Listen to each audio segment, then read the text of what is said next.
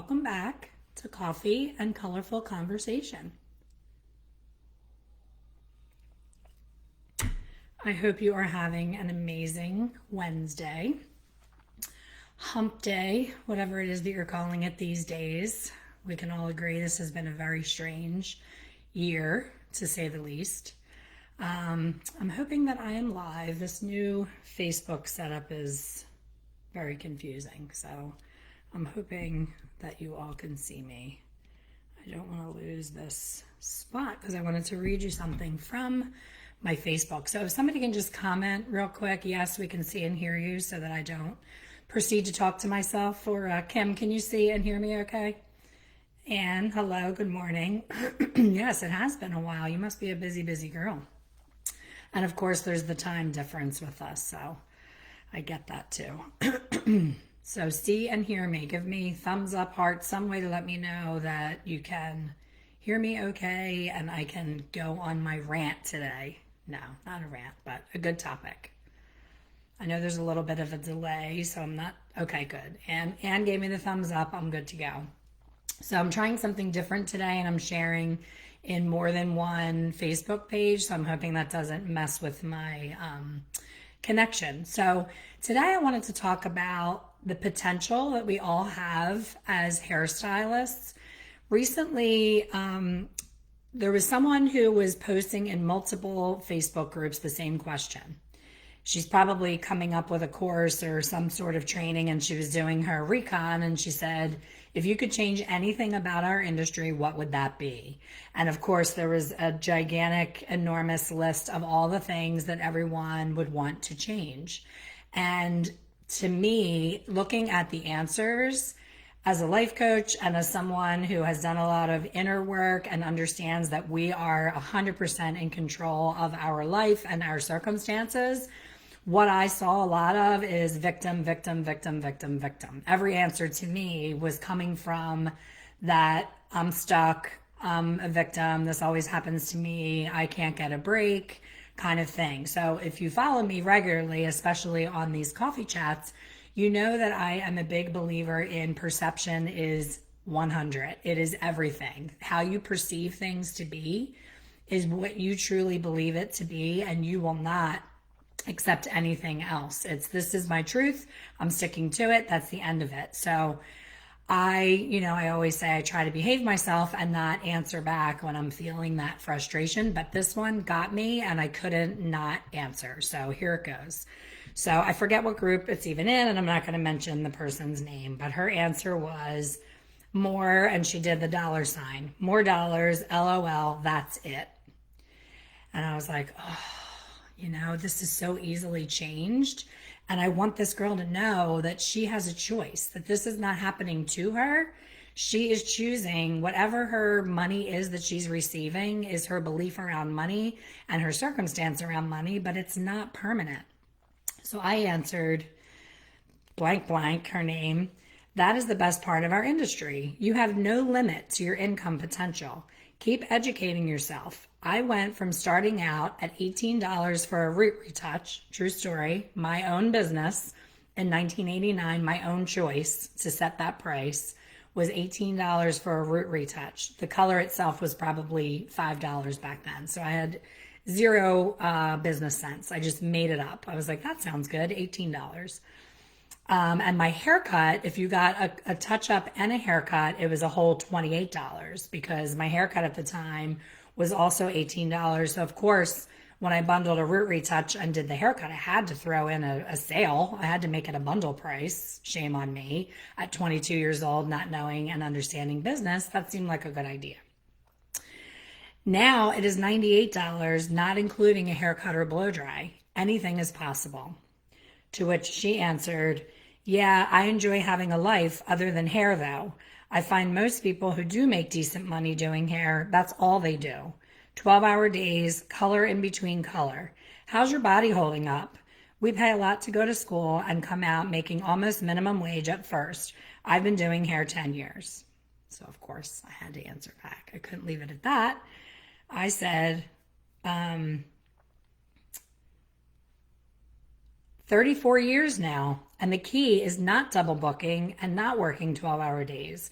I kept raising my price upon demand on my time, so I was able to work 3 8-hour days, 1-hour appointments with no squeezing between, and also take 2 weeks vacation and still earn 6 figures.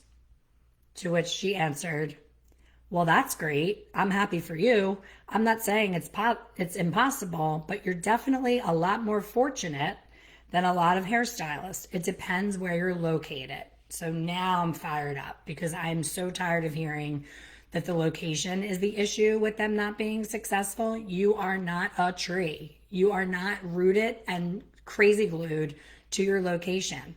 If you're in a town that only has 10 people in it and you can only charge $10 for a haircut and you want to be a successful hairstylist, pick up and move. And then you'll say, but I can't afford to do that. I can't afford the rent in New York City or California, wherever your starry-eyed version of all the money in the world is.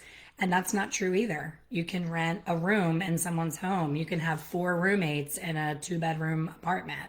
People do it in college all the time. So no more excuses about the damn location.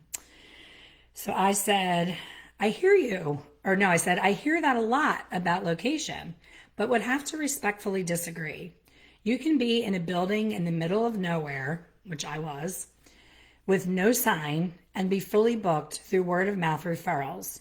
Choose a specialty and you will stand out and your services will be in demand. Please don't get stuck and just think this is as good as it gets. I promise you it is easier than you think. Easier than you think right now. I had 2 jobs for years while building my client base, but it takes passion and a lot of perseverance and saying no to free hair for family and friends and knowing your worth. So if she's in it 10 years, she's still in that trap of the free friends, the free family, the friend of a friend of a friend, the discount. And yes, her ceiling is very low. She's not going to make any more money. So to that, she stopped answering. I think I pissed her off. But the point is, think about our industry. What other industry should this girl's asking for more money? Okay. Where is it in her situation, whether she is an apprentice, a junior stylist, a senior stylist, commission, booth rent, solo suite, owning a salon, whatever it may be, our industry, to my knowledge, is the only industry where an owner of a business gives you the opportunity to earn 50% of the gross income of the business. Think about that. All you hear about is stylists saying, the owner makes all the money, I'm getting abused, I need to leave, I need to make more money. When you're being paid 50% commission in a salon, where think about it, you show up. Good for you, you show up. You did your job by showing up. That's all you have to do, is show up and work. You don't have to pay the bills. You don't have to meet with suppliers. You don't have to check inventory. You don't have to pay workman's compensation. I could go on, and I'm not going to. I'm trying to show the point of when you're earning 50% commission in a salon situation, you are in fact a partner with that owner. You're being paid as if you're a partner in that business. So your income potential is unlimited. It is unheard of. A car salesman. Do you think a car salesman makes 50% of the car that he sells? He gets no salary, no benefits, most times no paid vacation. I'm not sure how it is now, but I know a lot of car dealers and they work on straight commission. Their commission is not 50% of the price of that car. If they sell a $40,000 BMW, they're not getting cut a check for $20,000. I can tell you that. Dentists do not pay their hygienist 50% of what the person paid for that teeth cleaning. They're paid by the hour for that teeth cleaning. They're not getting 50% of what the dentist brings in the door. Nurses make a lot of money, but it's by the hour. They're paid by the hour for the time that they spend in that hospital. So the salon industry, all the comments under what that girl was asking were, I want health benefits, I want paid vacation, I want more money. You have the ability to have all of those things and more. There's something called AFLAC, AFLAC. We've all seen the wah wah commercial with the duck, right? So, AFLAC insurance, for the price of a Starbucks coffee per week, it's dollars per week to have AFLAC insurance. You can have a full maternity leave with a full paycheck. You get paid when you get your mammogram. They send you a check. I think it's like $100 to get your mammogram. You get paid $100 to get your pap smear. So now all of a sudden you look forward to going to the gynecologist because you're getting paid for it.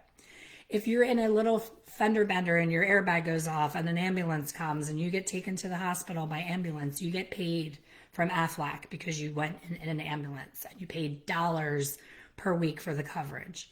There's your coverage. So you may not work for, say, State Farm Insurance or Blue Cross and Blue Shield, some huge corporation where you have all these benefits listed. But those people that work at that corporation don't get 50% of every dollar that they generate doing their job. So we have so much more potential than you're even giving yourself the ability to see. When you have that, woe is me, I don't make enough, I need more, you're in victim mode. You're looking at it as you have no choice. You're just stuck. You have a license that enables you to do anything you want in this industry. You can name your price. You can name your location. You can, get a solo suite for so reasonable and wear what you want and go when you want and do what you want. I hope that you'll still be professional and show up on time and have regular hours so that you can build your business. They're all things you still need to do as a professional, but the sky is the limit. The average booth rent, I see it all the time when people say, share with me what you charge for booth rent. The average price is $125 a week. I'm like, cleaning my glasses. I'm like, wait, is that correct? $125 a week? When you own a salon, you should be able to pay your entire rent and most of your overhead in one day's receipts. So think about $125 for an entire week of running your own business. You should be earning that in one client. That should be one client's ticket, $125. And you just paid your rent for the entire week. And you're going to tell me that you don't have the potential to earn a beautiful living and have AFLAC insurance and have a vacation fund where you choose to put those little $10, $5, all those little things that you're constantly pulling money out for. Buying everybody in the salon a coffee, buying everybody lunch, going out for happy hour after work.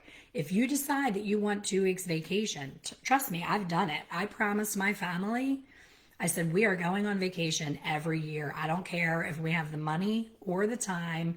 This is important. And it is my favorite thing that I ever did. And my best mothering skill was putting that first for family, because there was so many times that I was not home in my regular life, building a business and building an income so that we could go on vacation. And I missed a lot. So I'm like, I need to have kick-ass vacations. And I need to make that happen. And there was a lot of years that vacation, that everybody sees on Facebook where we're in a helicopter in Hawaii going over a volcano, that bad boy was on a credit card. And every one of you has the ability to do that. And I'm not saying go into debt. I'm saying life is about choices. And you can wait until you have the money, or you can make it happen. And then that's your goal, is to pay that off, to work hard and to find a way to pay that off. So it just depends on your personality. But from start to retirement in our industry, there are so many choices.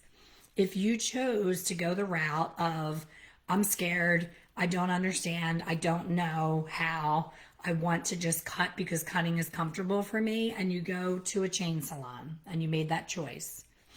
The setup of most chain salon is an hourly wage. And I'm not even sure, some sort of benefits. Maybe they pay a percentage of your healthcare, and that's safe, and that's okay for when you're starting out. But if you're looking at another hairstylist and she has the handbag that you want, the vacation that you want, the car that you want, the life that you want, she's not staying in a situation where she gets a guaranteed paycheck and there's no risk involved. She's educating herself and learning how to know better and do better to put herself in a situation where she can control her paycheck. It's up to her how much she earns. We all started out the same. I started out in a big corporate chain salon in a mall, which I swore I would never do. But the reason that I did is because they had a kick-ass training program and I was lost with hair color, completely clueless and really lost. And I could have stayed that way. I had my own chair. I had a great boss. All my friends could come and see me at the salon and I could give them discounts galore and they would bring me Doritos for a tip. And I could have stayed stuck and comfortable. It was pretty freaking comfortable. I could say to my boss, you know what? My friends are going somewhere Friday night. I'm not coming in on Saturday until noon. And I thought that was awesome. But was that awesome? That wasn't me setting myself up for success. That was me being an idiot 20-year-old that wanted to go party and not pay attention to my career. How many times have you spent a ton of money on clothes that still has the tags in your closet? It's about priorities. It's about knowing that you wear the same if you watch all of my coffee chats, if you go back right now and you look, you'll see I rotate the same 5 shirts in all of my videos. Because what do you really need? It's freaking hot in Florida. I need a short sleeve shirt that's not too high up on my neck because I'm menopausal and I'm overheated all the time. So nobody really gives a shit what you have on. So when you're in the salon, you get hair color all over your clothes. So stop buying beautiful designer clothes. Buy a beautiful upscale awesome belt that makes you feel awesome pair of earrings. Accessorize yourself, but get Target black pants, black shirt, cheap as possible, and just keep rotating your clothes. Your clients don't care what you're wearing as long as you're wearing a smile and you're greeting them by their name, you're making them feel special, and of course you look cleaned up and professional. Your hair and makeup is done. I see a lot of people with beautiful clothing and they're showing up to work like this because they didn't feel like doing their hair and they don't have any makeup on. This is what everybody's seeing, this part of you. This is the first thing that greets them is your head, your hair, your face, and your attitude. If you greet them like this, hi, how you doing? Come on back. Is that going to be somebody that they're going to want to come back to next month? But oh my gosh, Stephanie, hi, come on back. I'm so excited to see you. It's been such a long time. Tell me all about your son's wedding. Oh my gosh, what a gorgeous day you had. I remember thinking, I woke up that morning and I was like, thank God Stephanie's son has an amazing day. They've worked so hard for this wedding. Isn't that a difference in energy than, hi, come on back. Oh my God, my kids were up all night. They have an ear infection. People don't want to hear that. So who you are and who you show up as every day is whether or not you get that vacation and whether or not you get that raise. Your price of your services is up to you. And then I get this all the time. You tell me to raise my prices. I'm booked really far out and I'm so busy and I can't keep up. And oh my gosh, I'm so stressed. And I'm like, well, raise your prices. Well, I can't, it's not my salon. And to that I say, I'm sorry, I've never met a salon owner that did not want more revenue. So me as a salon owner, if you came to me and said, hey, I'm feeling really burned out, my wait list is really long. Maybe I, as the owner, was asleep at the wheel. Maybe I wasn't paying attention to the fact that Jill needs an increase in her prices. It happens, right? We have a lot of balls to keep up in the air to keep a business running, especially now with COVID and all these requirements from, the cleanliness and the pacing of clients and all of that. So maybe I'm asleep at the wheel and Jill is slam booked and has no time left at all and she's booked out for a month. Shame on me for not noticing and raising her prices. But if Jill came to me and said, you know what, I think I'm ready for a price increase, I would applaud that and welcome that and be like, amen, Jill, let's do this. A lot of people think right now is the worst time to make an increase, but I think it's the best time to make an increase. Our clients' hearts bleed for us, especially the clients in my daughter's salon, my former salon. They're very wealthy. Their husbands have a lot of money. They're not stressed about their husbands not being able to work right now or things not being normal because their homes are like island oasis. They have a beautiful in-ground pool in their yard. They have, beautiful homes with big screen TVs. So they're just like, oh, cool. All my kids are home. They're pissed about their hair, but they feel for their hairstylist that maybe can't pay their mortgage or can't pay their car payment or something that's an essential thing. So I've heard many stories, especially from my former salon, of clients Venmoing them saying, I'm sorry that I'm missing this appointment with you and I want to pay you for that missed appointment. Like, that's amazing. What other industry would picture someone that goes to Whole Foods, walking up to the cashier at Whole Foods and saying, here, I want to make sure that you have enough money to get by because I know you get paid hourly, and if you can't come to work, you don't get paid. That's not happening, but it's happening in the beauty industry. I've had a client give me an entire set of beautiful, very expensive Lenox china for a wedding gift. She wasn't even invited to my wedding. She was a client. So this industry, I don't believe any of that crap that I see floating around with this sucks, I don't have benefits.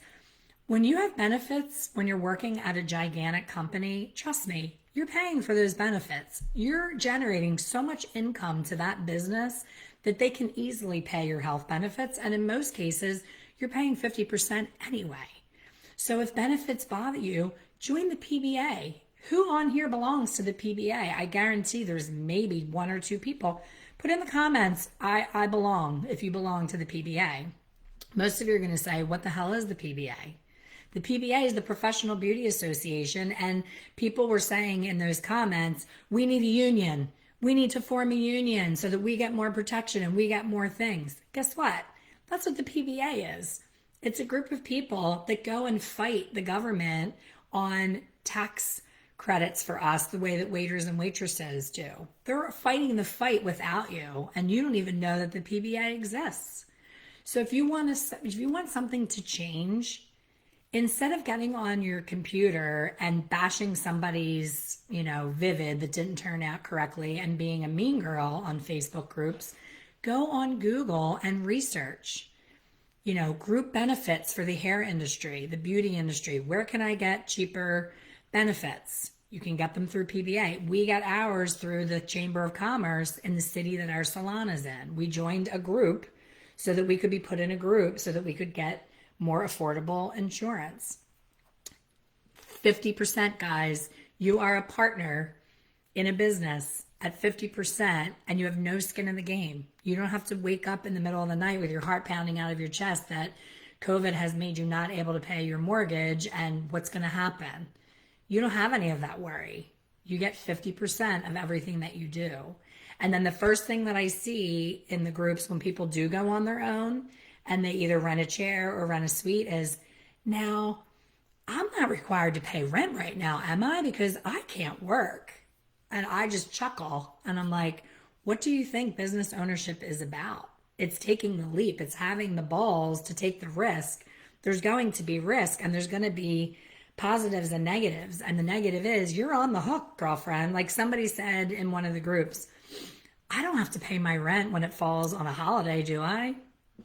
I'm like, what do you think every business, like think about a beach town that you go to. I live in a beach town. So there's a very small window for tourism of people coming on vacation. And here it's usually January, February, March, April at the latest. So there's 4 months that these little mom and pop stores have to make enough income to sustain them for the year. Because the people that live here, they're not going to go to those touristy kind of places because it's your home. It's like anything else. So if you go to, like for me, it was the New Jersey Shore. So there's little mom and pop ice cream stores that you complain that an ice cream cone is $4 or whatever. Think about their potential for income. They have, maybe Father's Day or Memorial Day, people go for the weekend, but then that's it. You don't hear anybody going until like Father's Day. Mid-June at the soonest.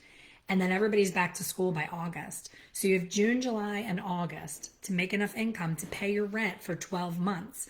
But when you're at the beach and you're, patronizing these businesses, you're not realizing that for 9 months of the year, they have every bill that they have during the season in the off season to be able to hold that spot. They can't say to the landlord, oh, I'm just coming in June, July, and August, and then I'm out. And I don't care what you do at your building, I'm not paying it. It doesn't work that way. So it's the same way with renting a solo suite, with renting a chair. I see owners, their heart is bleeding when they have booth rental, and they're like, I feel so bad about maternity. Like, I don't want to make this girl pay for her chair during maternity. And I'm like, that's life, guys. You choose to have a baby, you're going to miss it. Have that Aflac insurance. You get a full maternity leave when you have Aflac. If you have carpal tunnel syndrome surgery and you have Aflac, it pays you while you're out having that surgery. You know, anything that you have that takes you out of work, that's what that insurance is for. So stop limiting yourself with the I can't, I don't know how, I don't understand. This has become the most valuable resource that any of you have, and you all have them. Anybody over the age of 10 years old has a computer that can launch a rocket to the moon in the palm of their hand. You know, my son just had surgery. I had a question about his surgery. I am a doctor of Wikipedia. I can find out any answer to any question in seconds with this little machine. I can either talk into it and say, you know, what is the side effect of, and name the medication, and it talks back to me. He can't talk right now. He had a tonsillectomy. So he can pick the voice that he wants to come out of his phone. When he types in what he wants to say, he can pick a British accent, an Australian accent, you know, a female, a male, a special actor. You can pick anything that you want. This, you no longer have an excuse to be stuck. No longer. My membership for my Hair Color Secrets Insider is on an app on their phone. They can literally push one button and get every single module, 176 lessons on hair color with the push of a button on their phone at any time. 3 a.m., you're sweating, you have a client the next day, you're like, oh my gosh, Julie, I just was looking for your email to send you to see how your son did. We got to talk. We'll talk after this. We'll go into the Facebook room, okay? As soon as I'm done here, I'll go in and we'll chat about the tonsil. Julie's son is the same age and had the same surgery on the same day. So my point is, we used to have to well, for me, I didn't even drive yet. I was in high school. So I had to get a bus to a library, go into the stuffy, smelly, stale library where the lady was at the desk and she had the gray hair and the glasses on the end of her nose, and all I remember is being shushed because I like to talk. And we would have to go into this skinny drawer and go through these little cards and look up the name of the topic that we wanted, and then find this weird number with a decimal point, and then go up and down the aisles to find a book, sit and read through the book to find the information. And then when we found it, we either had to take the book home or we had to pay with quarters to put it on a photocopy machine and just copy the page that we wanted. Now I literally can search by an image. I can see a shirt on somebody. I'll be watching a show on Netflix and I'll be like, I love that shirt. I want that shirt. I take a picture of my screen and I do a Google image search, and the next day the shirt is in my home. Think about that. And you're saying that you're stuck at $8 an hour at a chain salon and there's no room for you to grow? I call bullshit on that. You're being a victim and you're choosing to stay stuck because of fear. That's all it is. So you have to be strong enough to do things even when you're afraid, because guess what? The fear's never going anywhere. No amount of alcohol, marijuana, pills, liquid courage, anything like that is going to be super temporary. But having the courage, have any of you seen that We Bought a Zoo, I think it's called, movie? And my favorite line is, it just takes like 5 seconds of insane courage to do something to make your life different. 5 seconds of courage to be like, F it, I'm doing this. I don't care. It can't be worse than my current situation. So it's sad that most of us have to wait until we're so unhappy and so broke and so miserable, the infamous rock bottom, that you're sitting in that back room and it's been 5 years and you're still not booked. Guess what? That is not the place to be. You are not going to grow in that environment. You are like a dead plant sitting in rock hard soil that's not getting fed. So don't wait for it to change. If it's been 5 years and you're still not booked, you're not getting booked.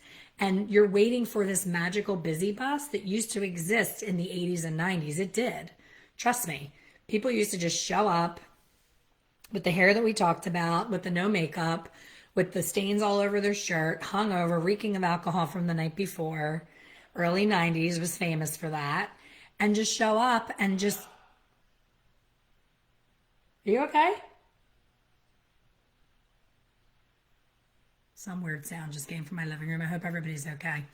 But you just had to show up and do your thing, and clients just showed up because the salon was in such a killer location that people just showed up because it was there. There was so many less salons. They were huge. Salons had like 25, 30 employees, but there was maybe 5 in an area. Now there's probably 55, right? So what happened was these ginormous salons, people felt like a number and a minion, and they didn't get the love and attention they needed. So then they broke off into all these little salons with 4 and 5 chairs. That was the trend in the late 90s, early 2000s, salons with like 6 employees. So a bunch of little 6-employee salons all fighting for the same group of clients because they all used to work together in the big ginormous salon. That was the trend. And then it was like, oh, well, now there's only 6 of us. So now we're really killing each other because we all can really see what's going on and we're fighting. So now half of those people are going to break off and go into 2 at a time into suites. And then all of a sudden you're 2 in a suite and you don't have enough room. So then you go off and you get your own suite. So it went from 25 to 10 to 6 to 4 to 2 to 1. And now you have this detached wander feeling of like, where do I belong? I don't have my people. I don't have my tribe. I don't have my phone a friend. Think about your formulation technique. There's 4 different types of formulators. There's the phone a friend who always depends on that coworker. They don't really understand how to formulate, but they always have that rock solid person that they can count on next to them. Well, guess what? Rock solid is going on vacation. She's going to have maternity leave. She's going to get sick. She's going to be too busy one day. And then what? And what if you find this great opportunity elsewhere, but your phone a friend isn't there? Are you going to call her and bug her between clients to have your formulas done for you? That's the first style. Then you have the 6N girl, who just everybody's freaking 6N because it can't really go wrong. It's not too dark. It's not too light. It's kind of safe. And let's face it, most people don't know the difference between good and bad color, right? So let's just do a 6N. You know what? I'm feeling really dangerous. Let's do 7 today. You're the 6N, 7N safe girl. You have like 3 rotating formulas that are safe and you squeak by, right? You get by. Some people come back, some people don't. Then you have the person who's the overthinker, overanalyzer, who takes 14 hours to figure it out. And she mixes 4 different things into this witch's brew, not even realizing that she's really the 6N girl because she put so many bases of so many colors in there. She just created a very expensive 6N, 7N, right? So that's her. And then you have the person who understands color inside out. She can formulate in her sleep because she understands how color works. And she's always busy. She always nails it every single time. And she knows what's going to happen in that hair before she even chooses a tube of color. That's a fearless formulator. That's someone who actually took the time to understand formulation once and for all. They don't need the phone a friend. They don't need, it's like Jeopardy. They don't need that extra person. They know without a shadow of a doubt what the answer is. And they trust their gut because they understand the chemistry. It's not a guessing game. It is not a crapshoot. I have so many people that say, oh, it's such a crapshoot anyway. Just pick something and go for it. No, it's not a crapshoot. It's science. It's predictable. I can look at a person's hair. I can determine their natural level. I can think about where they want to go. And then through a math equation, I can tell exactly where on here that if left unbalanced, where she's going to land. And then I mix accordingly. It's so simple, guys. It's embarrassing once you understand how simple it is. But you can't be too proud to check yourself and say, you know what? I don't know. I've been guessing all this time and I really don't know. So I created, some of you have heard about my book club. I created a book club to do a deeper dive into my book. Our second session is July 27th. You know, we have a small group, which is on purpose. I wanted it to be 20 or less people so that I could see everybody's faces and we could do breakout groups and we could really make sure that it's sinking in. I don't want people to yes me and say they understand if they don't. So simply buying a book and not reading it is step 1. Buying the book and reading it is step 2. buying the book, reading it, and then having the author do a deeper dive and walk you through is step 3. Then what? You get finished 3 sessions of book club and you're like, you know what? There's a lot to this. I'm starting to get it, but I don't really 100% understand it and I want more. So initially, my first course, Hair Color Simplified, was that. It was the next step after the book, but it's a self-study, do it at your own pace. You don't get any of me personally. It's a bunch of videos that explain, and I really did it through a lot of love and passion of like, what does the person need next? But I keep getting the same questions from the people who took that course. So I'm like, okay, there's something not connecting in that initial step. So they need more of me. How can I give more of me to a lot of people at once? So I am launching August 2nd, Fearless Formulation 21-day challenge. It's beyond just the book, it's beyond just the book club, and it's before you would take Hair Color Simplified. So I always find out what's missing and where do I need to fill that void, and that is what's missing. So I want to spend 21 days with you. If you don't understand formulation inside and out, I want to spend 21 days with you. And I'm going to see you. I'm going to know you. You're not going to be just watching a webinar. We're going to have chit chat back and forth where I see your face when we meet, and interaction and breakout groups and breaking down a photograph and how we're going to formulate this and how you're going to get there and how are all the ways that we're going to do this. So it is an amazing opportunity. It is super reasonable. I'm keeping it under $100. It's $97 to spend 21 days. You're going to have a workbook. You're going to have live coaching calls, and you're going to have the initial book to start your process in getting ready for the 21-day challenge.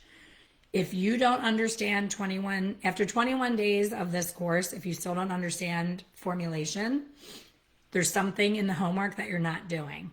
Because I was able to teach both of my children in a car ride to a vacation destination how to formulate, and neither one of them went to beauty school. It's really simple when you stop overthinking it. So if you have a friend that is just completely in tears every time she has to formulate, and this is Fearless Formulation is not corrective color, Jack Martin's silver transition. That's advanced. That's Hair Color Secrets Insider. That's advanced stuff. And you shouldn't even be thinking about taking on those projects if you don't understand formulation.